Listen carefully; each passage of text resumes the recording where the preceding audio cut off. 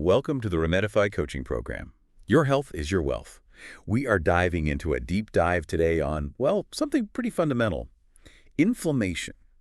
If you've ever had a cut or even just a bad scrape, you definitely know the feeling. The area swells up, it gets red, feels warm, maybe a bit tender. And we usually think of that whole uncomfortable process as being sick or injured. But here's the twist. That swelling, that warmth, it's actually your body's defense mechanism. It's supposed to happen. Exactly. It's like the body's emergency response team rushing to the scene. It's absolutely vital. Our source material today, Inflammation and Its Place in the Body, really helps us unpack this, how this crucial defense tool, something designed for survival, can sometimes, well, go rogue, you could say. Oh, rogue, okay. Yeah, so our mission here is to understand the difference, the good inflammation versus the bad, and more importantly, how we can use something we control every day, what's on our plate, to manage it. Ah, right. That makes sense. So framing it like that, short-term inflammation is good. It saves you. Precisely. And the chronic, sort of simmering, long-term inflammation, that's where the damage happens. So we really need to define those two clearly, understand what's going on, and figure out how to find that balance. Okay, let's do that. Let's unpack this dual nature, starting with the good guy. Acute inflammation, the friend. So when you get that cut, this process kicks in immediately. It's fast, it's focused, and it's completely on purpose. Right. It's not the body messing up. It's actually biology doing its job for survival. Absolutely. The second there's tissue damage, bang, the immune system sends out chemical signals, like flares going up. And the local blood vessels, they widen right up, become more porous. This lets white blood cells, repair factors, all the good stuff flood into that area. Right, so that explains the swelling and the redness. Yeah, and the heat. The heat helps speed up all the chemical reactions needed for repair. And the fluid, the swelling, brings in nutrients and those immune cells. Okay, but what about the pain? That doesn't feel very friendly. No, it doesn't feel friendly, but it's actually a brilliant part of the design, isn't it? How so? Well, the pain makes you stop moving that injured part. It forces you to protect it. So the body can just focus all its resources on sealing the wound, cleaning up, repairing, without you jostling it around. Oh, okay. So it's like putting up a do not disturb sign. Pretty much, and the research is clear. This acute inflammation is absolutely crucial for stopping infection, healing wounds, maintaining tissue. It's essential. Got it. So that acute response is designed to do its job, peak, and then shut down. Calm returns. But what happens if the off switch doesn't get flipped? The alarm just keeps ringing. Now that's where it gets really interesting. That's when we slide into chronic inflammation, the foe. The system is built to return to normal, but sometimes, because of ongoing triggers, that alarm it never fully silences. And this is what people sometimes call the silent fire, right? Yeah, that's a great term for it. It's this low-level, kind of smoldering inflammation. It keeps tissues under constant low-grade stress, those immune cells. They stay partially active, releasing these inflammatory signals, maybe not at full blast, but constantly, year after year. So the damage isn't like a sudden injury, it's slow. It builds up over decades, often unnoticed for a long time. And the consequences. Yeah. Wow. This background noise, this fire, it seems linked to so many major modern health problems. It really is. Yeah. The source material highlights a few key areas. Think about arteries, for instance. Chronic inflammation can irritate the inner lining, making it easier for plaque to build up. Heart disease risk goes up. Okay. Then there are joints. It contributes to stiffness, pain, conditions like arthritis, and Right. maybe one of the biggest ones. It messes with really fundamental processes like how our bodies handle sugar, insulin signaling. Can you dig into that insulin part a bit more? Yeah. How does this low-level inflammation actually affect something like type 2 diabetes? Yeah, it's a huge factor. Yeah. Basically, those inflammatory messengers, those signals floating around, they can physically interfere with the insulin receptors on your cells. Like blocking the keyhole. Exactly like blocking the keyhole. So insulin arrives with the sugar, ready to unlock the cell door, but the lock is jammed by inflammation. The cells don't respond properly, they become insulin resistant, sugar stays high in the blood. So this low-grade immune stress is actively undermining your body's ability to manage energy. It's a major driver of metabolic problems. Wow. That really brings it home. It's not just about achy joints, it's systemic. It Yeah. affects everything. Okay, so if inflammation is triggered by signals, and you mentioned ongoing triggers, diet must play a massive role here, right? What we put into our body controls those signals. Absolutely. Which brings us nicely to our next section, diet fueling the fire or quenching the flame. Right. So based on the research, what kinds of foods are actually fueling that fire, pushing it higher? Well, there's a pretty clear pattern. It's often the highly processed stuff. Foods that are energy dense but nutrient poor. Think sugary drinks, lots of fried foods, processed meats, things high in certain types of saturated and trans fats, and those refined white flours. So like sodas, chips, packing cookies, white bread, that kind of thing. Exactly. When these dominate the diet, you're constantly loading your body with compounds that actually promote those inflammatory pathways. So it's like instead of our immune system fighting off a cold, we're making it react to our lunch as if it's the threat every single day. That's a really good way to put it. That's essentially the biological situation you're creating, and we can actually see the results. We can measure it. Wow. When people consistently eat these pro-inflammatory foods, certain markers in their blood go up.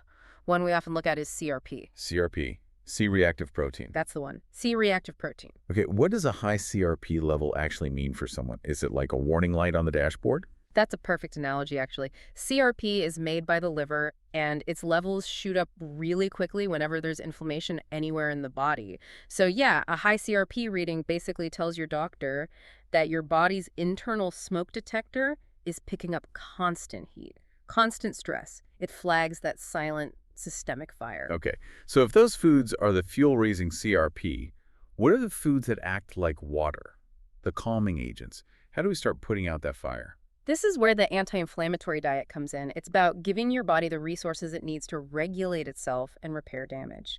It really centers around whole foods. Think whole plants, fatty fish, certain herbs and spices, and healthy fats. And how do they work? What's the mechanism? They work in a few ways. First, many contain antioxidants and specific types of fatty acids, like omega-3s, that directly calm the immune response. They counteract the pro-inflammatory signals. And second, this is really important, sometimes overlooked, they feed the good bacteria in your gut. The gut microbiome connection. Exactly. A healthy gut has a huge impact on overall inflammation levels throughout the body. So someone adopting this approach shouldn't just think about weight or something. They're actively lowering those inflammatory markers, reducing their risk for all those chronic diseases we talked about. That's the goal. It really is leveraging food as a form of medicine, day in, day out. Okay, this is powerful stuff. Let's get practical then. The source gives us this fantastic list, an anti-inflammatory arsenal, 10 specific foods. But let's go beyond just naming them. We need to understand why they work. What's the mechanism? Right, let's turn theory into a shopping list. This is where you put intention onto your plate. Okay, number 1 on the list, blueberries. Blueberries. Delicious and powerful. The magic there is mainly from anthocyanins. And to what now? Anthocyanins. They're the pigments that give blueberries that deep blue-purple color. Think of them like rust-proofing for your cells. They're potent antioxidants, specifically reducing oxidative stress, which is a key driver that keeps inflammation going in a vicious cycle. And the benefits are real. Oh, yeah. Research links regular blueberry intake to things like better memory function and lower risk of heart disease. And I think the source mentioned you can see changes pretty quickly. That's right. Measurable shifts in inflammatory markers can happen within weeks. They're potent little defenders. Okay, potent. Got it. Number 2, salmon. The classic fatty fish. Yeah. Everyone knows salmon is good for you, but why exactly for inflammation? It's all about the omega-3 fatty acids, specifically EPA and DHA. These are the long-chain ones. Their superpower isn't just mopping up damage. They actually reduce the production of inflammatory molecules right at the source. They act like signal blockers. Signal blockers. I like that. Yeah. So eating salmon regularly is linked to reduced symptoms in conditions like rheumatoid arthritis and, again, better heart health. Makes sense. Number 3, extra virgin olive oil. EVOO. Yes. Good quality extra virgin olive oil. It's more than just cooking fat. It's a functional food. Functional food. Meaning it has benefits beyond basic nutrition. EVOO is packed with compounds called polyphenols. These polyphenols protect your blood vessels and have been shown to lower those CRP levels we talked about earlier. Oh, this is a big reason why the Mediterranean diet, which uses olive oil generously, is consistently linked with lower rates of chronic disease. Right, the Mediterranean diet connection. Okay, number 4, turmeric. The golden spice, it's everywhere now. And for good reason. Turmeric contains curcumin. This compound is incredibly effective at suppressing specific signaling pathways that drive inflammation. But there's a trick to it, right? Yes. Crucial detail here. Curcumin on its own isn't absorbed very well by our bodies. You need to pair it with a little bit of black pepper. The piperine in black pepper dramatically increases curcumin's bioavailability, how much your body can actually use. So always add pepper to your turmeric. Always. Don't forget the pepper. It makes a huge difference. Okay, noted. Number 5, green leafy vegetables. Spinach, kale, arugula, chard, usual suspects. The nutritional powerhouses. These are your regulators. They're loaded with vitamins A, C, K, and minerals like magnesium. These nutrients help modulate or fine-tune the immune system, keeping it balanced so it doesn't overreact. So they keep the immune system in check. Number 6, walnuts. Walnuts are fantastic. They give you plant-based omega-3s called ALA, plus antioxidants and magnesium. Magnesium is particularly interesting here because it helps calm the nervous system. And a calmer nervous system often translates to a less reactive, more balanced immune response. Interesting connection. Okay, number 7, ginger. Another great spice. Ginger contains gingerol. Gingerol is known to ease inflammation. It's also famous for reducing nausea and helping digestion. It's actually effective enough that it's often used in studies looking specifically at managing arthritis pain. Wow, okay. Number 8, tomatoes. Yes, tomatoes, especially cooked tomatoes. They're a great source of lycopene. Lycopene, another one of those plant compounds. Exactly. It's a powerful antioxidant that seems particularly good at lowering inflammatory activity in lung tissue and blood vessels. And you mentioned cooked tomatoes. Why cooked? Ah, yes, another critical detail. Yeah. Cooking tomatoes actually breaks down the plant cell walls, releasing more lycopene and making it easier for your body to absorb. So tomato sauce or paste might actually give you more usable lycopene than a raw tomato. That's generally the case, yes. Heat makes that lycopene more available. Interesting, right? Yeah, that is interesting. Usually you hear raw is better. Often it is, especially for things like vitamin C, which is sensitive to heat. But lycopene is one of those exceptions where cooking actually helps unlock its benefits. Good to know. Okay, number 9, green tea. A classic healthy beverage. Green tea is rich in catechins. More antioxidants. Yep, powerful antioxidants. These catechins fight oxidative stress and also help modulate the immune response, similar to leafy greens but through different compounds. Regular green tea consumption is consistently linked to better cardiovascular health and metabolic function, likely due in large part to its anti-inflammatory effects. Okay. And finally, number 10, beans and lentils, legumes. Absolute heroes for your gut. Beans and lentils are packed with fiber, including something called resistant starch. This type doesn't get digested high up in your system. It travels down to your large intestine. Where it becomes food for the gut microbes. Exactly. It feeds your beneficial gut bacteria. And why is feeding those bacteria anti-inflammatory? How does that work? Because when those good microbes munch on that fiber and resistant starch, they produce beneficial compounds called short-chain fatty acids, or SCFAs.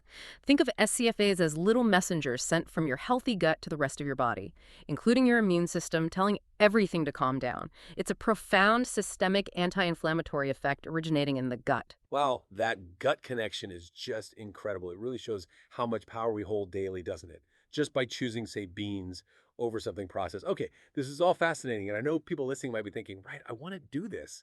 So if you want to continue this journey, dive deeper, and really start transforming your health, we've got resources lined up for you. Definitely visit the podcast series. You can find it at https://rs.com/podcast. Re-Medify coaching programs stay fresh as there are more great episodes there. And also, make sure to check the episode description. We've got links there to help you maybe start your own business, resources for taking care of your health, helpful ebooks, and even booking a brainstorming session with me to get your ideas rolling. Okay, so we have this amazing list of 10 foods, but looking at it, it could feel a bit daunting. Like you have to eat only these things, but the source was clear. This isn't about some strict, joyless diet, right? Absolutely not. That's key. It's not about deprivation. It's about integration. Addition, not just subtraction. Think about adding color and flavor with these foods. Colorful produce, aromatic herbs, spices. They naturally make food delicious while they're calming that immune overactivity. The focus should be on sustainable swaps, small changes that you can actually stick with. Right, like maybe using olive oil instead of butter when you saute vegetables. Exactly, or reaching for green tea instead of that afternoon soda. Or making a point to add beans or lentils to a soup or salad a few times a week. Those kinds of things. Small steps, done consistently. That's what shifts the underlying body chemistry over time. Consistency is key then. It really is the most important ingredient. Having an occasional treat or something off-plan isn't going to wreck everything, but it's the daily, consistent intake of these anti-inflammatory foods that really compounds the benefits. And when you reduce that constant internal alarm bell, you start to notice real changes. Things like steadier blood sugar levels, a stronger gut lining, less inflammatory signaling coming from fat cells. And often people just just report feeling better, more energy. Yeah, that makes sense. There was a personal story in the source material that really illustrated this about a runner. Yes, that was a great example. This person wasn't acutely injured, but they had that persistent, nagging knee soreness. Just wouldn't go away. The classic sign of that low-grade chronic inflammation we talked about. Exactly. And the solution wasn't some complex medical treatment, it was purely dietary changes. They consciously cut back on refined snacks, the chips, the cookies, and they intentionally added things like salmon twice a week, started drinking turmeric tea, and really loaded up on dark leafy greens. And the results were pretty dramatic, weren't they? Amazingly so, and quite fast. Within about 2 months, that constant swelling went down. The morning stiffness they felt got much better. Their recovery after runs improved significantly. And what I found compelling was that they said the changes felt natural, not forced. Right. And that's because the swaps were actually satisfying. It wasn't about willpower alone. Eating blueberries and yogurt for a snack probably kept their blood sugar more stable than the sugary snack they replaced, so they didn't get that energy crash later. Avoiding the crash. Yeah. And maybe snacking on walnuts with their healthy fats and fiber felt more filling and satisfying than the processed chips they used to eat. So they weren't constantly fighting cravings. They were just feeding their body better. The healthy choice became the satisfying choice, which makes it sustainable. So if we were to boil it all down, synthesize the core message for everyone listening, it's this. Inflammation is a lifesaver in the short term. Acute inflammation is your friend. But when it becomes chronic, when it never shuts off, it causes widespread harm. And Food is your opportunity multiple times every single day to nudge that system back towards balance, towards harmony. Every bite you take is essentially either adding a bit more fuel to that fire or adding a little water to help quench it. Wow. Fuel or water. That's a powerful way to think about it every time you eat. So the final thought for you, our listener, as you go about your day, mull this over. When you choose foods that help quiet down that overactive immune response, you free up your body's resources. Instead of constantly fighting fires, managing damage control, what could your body finally focus on repairing, rebuilding, optimizing for genuine long-term health? What systems inside you are ready for that repair work once the fire's contained? We really hope this deep dive has given you some powerful practical tools to start moving towards that balance. And one last reminder, please check the episode description for all those resources we mentioned. Links to help you start your business, take charge of your health, find useful ebooks, and even book that brainstorming session with me. It's all there for you. Thank you for visiting the Remedify coaching program. We trust your time was well spent with us today. Bye for now. Always remember, your health is your responsibility.